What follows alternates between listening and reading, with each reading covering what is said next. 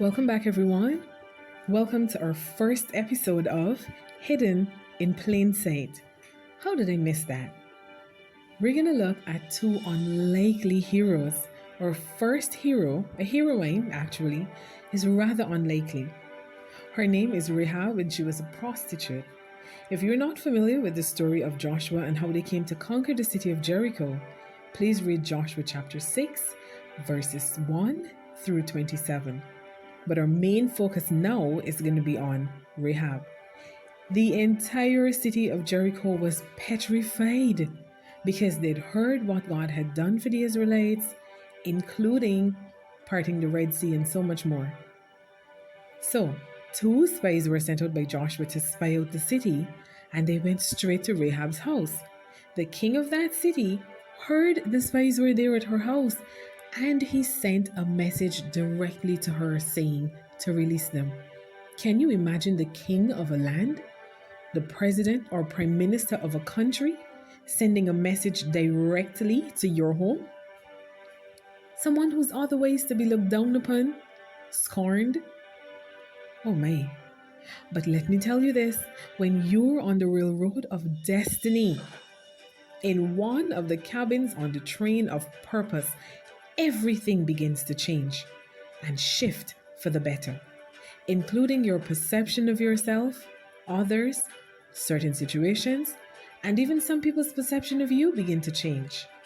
Rahab went from seeing herself as maybe just a prostitute to possibly the heroine of her entire family and extended family also.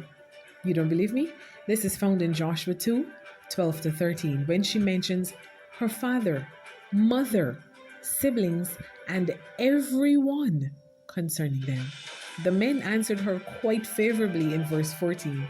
It says, "Our lives for your lives," the men assured her. "If you don't tell what we're doing, we will treat you kindly and faithfully when the Lord gives us the land." Let me just say, whether your family members or anyone else see the purpose you carry or not, whether they understand the lengths and breadths you go through to and avoid any type of harm befalling them, that should not be the determining factor of your decision making to do what's best for you and them. Make sure your motives are right before the Lord, and whatever you do, keep going. What this rather brave heroine accomplished as a result of conquering her fears is certainly to be commended. While an entire city was on the verge of imminent destruction, our unlikely hero Rahab was able to negotiate for protection for herself and family. In chapter 6, verse 17, it says, "The city and all that is in it are to be devoted to the Lord.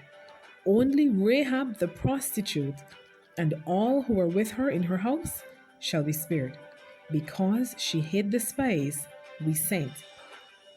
And then we see further down in verses 22 and 23, Joshua said to the two men who had spied out the land, "Go into the prostitute's house and bring her out and all who belong to her, in accordance with your oath to her."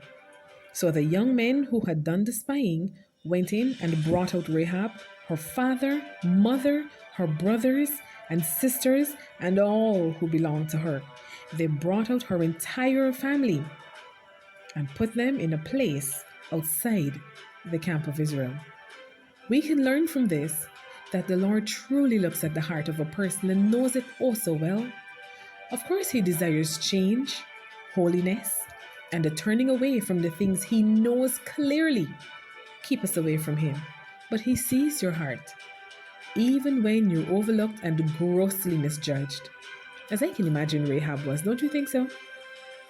He knows exactly who to choose for his next move. So whenever you look at those in your home, college, church community, workplace, and even at yourself, ask God to help you see yourself and those around you through His lens.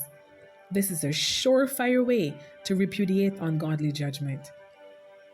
I hope this was a blessing to you. Thanks for watching. God bless you.